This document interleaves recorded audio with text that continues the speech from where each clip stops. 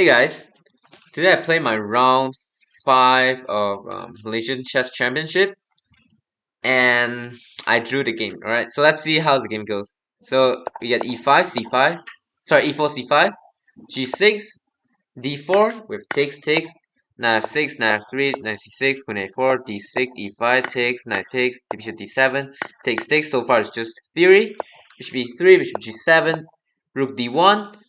We get castles, bishop b5. And in this position, I play a very anti-positional move, which is bishop takes c3. This is the engine best move. Now the reason is now there's a pin on a d file, right? So we want to move the queen away. So for example, queen c7, queen c8. But the problem is knight d5 is very annoying. Right? For instance, you play queen c8, then knight d5, and let's say you play some a6. Why we play bishop takes c6, followed by knight takes e7. Right? This is just a simple remove the defender of the e7 pawn. Right? So that's why we take, and also after pawn takes, and first of all, it's 2 knight against 2 bishop, and I mean both sides have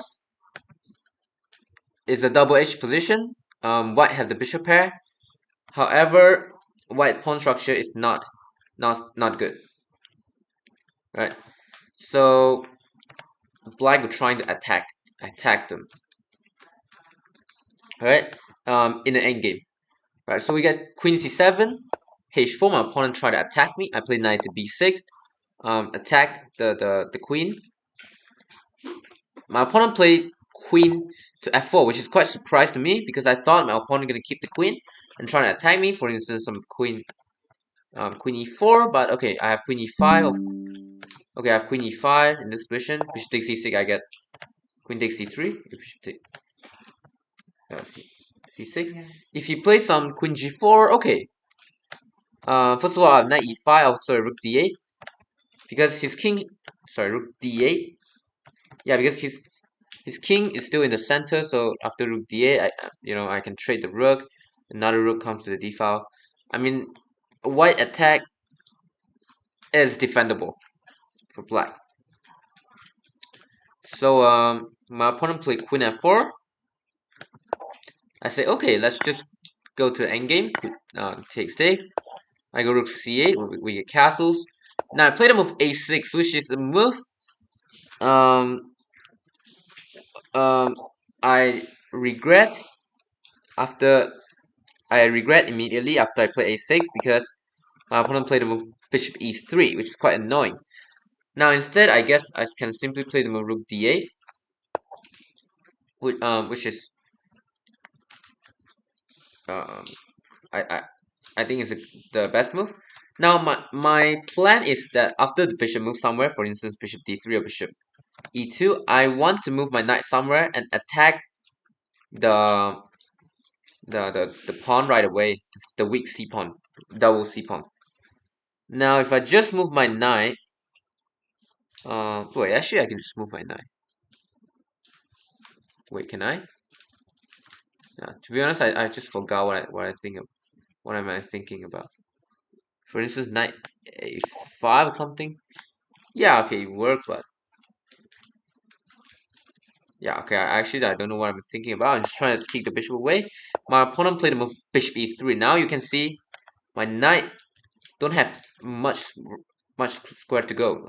A4, c4, d5, and d7 is covered. So I have to play the move knight to a8, which is a bad move.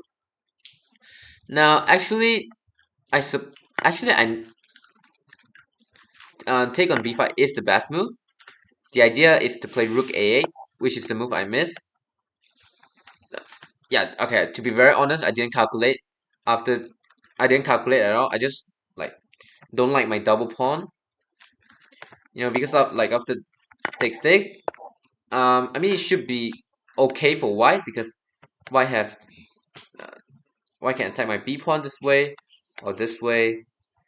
So yeah, I can take white pawn, but white also can take my pawn. So I think I think it's it's fine for white. So I play the move knight a8, which is a move I don't want to play, but I play because I don't have many choice. My opponent played bishop e2, good move. Now I go rook d8. Now I can see my knight is very awkward here. I can't go to b6. If I go to c7, there's bishop b6. Because now the only open file is d file. So if my opponent get bishop to b6, then and I can't control the open file, right? So my knight should stay on a8, which is very sad. So my opponent played bishop g4, attack my rook. I play f5. I have to do that because e6, bishop g5. So e6, g5.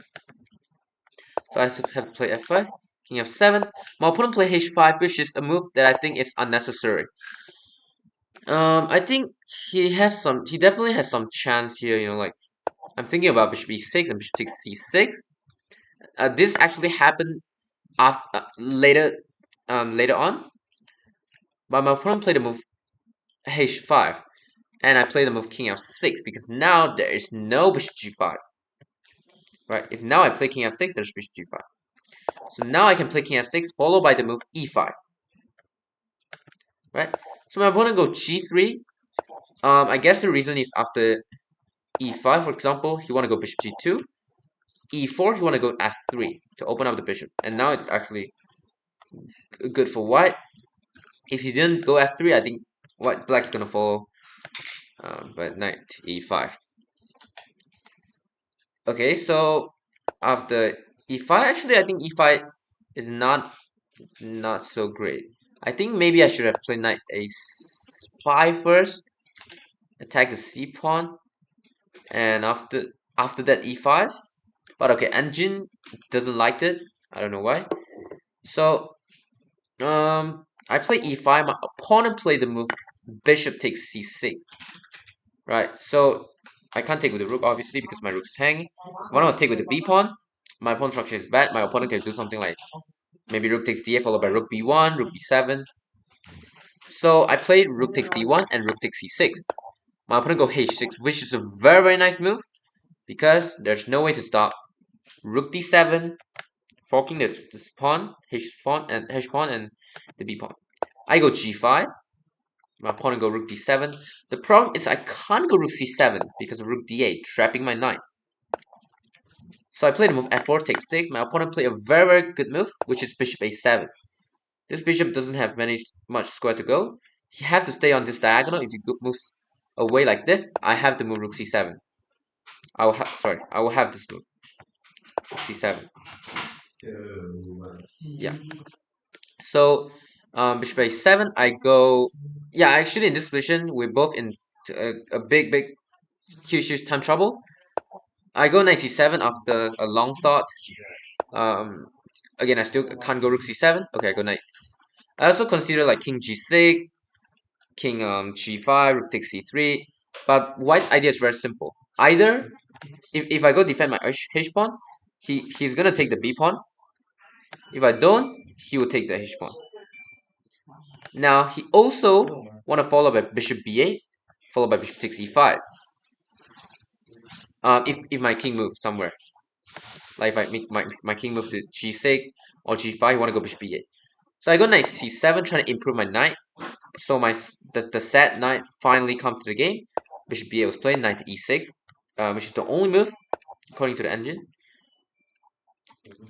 Takes. I play rook c8. Rook here. I go rook h8. Rook b6. Takes. Now I'm down 2 pawn, but surprisingly, engine still says draw.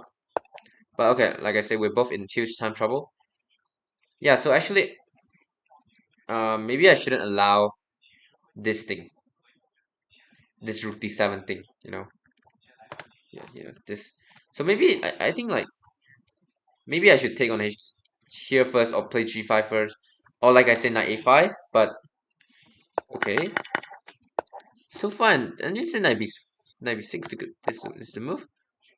Followed by takes rook d7, king g5. takes and rook b2. Yeah, the problem is, guys, remember this pawn can never promote. If you want to promote, he need to defend his pawn. How? Rook h8, h7. But after h7, we go king h6. The rook have to move, and after to promote, then we take on h7. And like for example, after rook h8, h7, king h6. We are threatening king g7 followed by take the h pawn. So the simply can't push the pawn. So actually, black is, I would say black have more chance here, more great winning chances. I go g5 instead, and my opponent finds this bishop a7. Okay, and I have to defend this endgame with 2 pawn down. King f5. Here, I go king here. And yeah, after this, white position is getting better because we're both in huge time trouble, and I'm not Magnus Carlsen. Like, I'm not Capablanca. My endgame's terrible. So, yeah, I didn't manage to save this endgame, to be honest. I play king to d5, rook b5. King is only move to defend the e pawn. Bishop a5, rook a4, which is another bad move. I'm down to 1 minute, so I play it very fast. My opponent get this. And a3, actually, my opponent can simply play rook a5. But he's worried about, because his pawn is not connected. So he's worried about something like king d5, king c4. Just I just like totally control all the light square. So my opponent is worried about this. Like I say, we're both in huge time trouble. My opponent choose to play the safe one, a3, c4, and slowly push the passer. Rook b5, I go rook a7 with a nasty threat rook a3. So basically now I'm just hoping for miracle. Bishop a5. To be honest, I'm hoping for something like okay. So now right now my threat is okay. Actually, I'm hoping for c6. I'll play rook takes a3. If bishop takes, I go knight c3 check. But okay, I miss rook takes e5 obviously, and white is totally winning. And okay, I go knight c3, knight takes b5, something like this. Maybe I can save it, but engine say it's still winning for white. But like I said, in time trouble, I can't save it. And also, like if c7, I have this checkmate. f3, whenever the king move, I have rook a1. Okay, okay, but there's bishop e1. Okay, so maybe he's I don't know. So he played bishop a5. I play rook c7. Obviously, he can take. I'll play knight c7. I'll play knight c3. Sorry, but we're in huge time trouble. Actually, he's still winning for white. He didn't play it. Okay, I go. We repeat some, and my opponent's finally blunder. f3. Now I'm controlling the e2 and d2. I'm threatening rook h7 and rook h1 checkmate. My opponent found the only way to save, which is rook b8. He can't play something like c3 or c4 followed by king d1 because the f1 fall. So my opponent played this. I go rook h7 threatening mate. My opponent go check, check, and offer me a draw after rook g8. I agree to a draw because obviously, yeah, obviously it's a draw. So that's my round 5. I hope you guys enjoyed. I hope you guys learned something. And again, I hope I'll do better in the rest of the rounds. So take care and bye.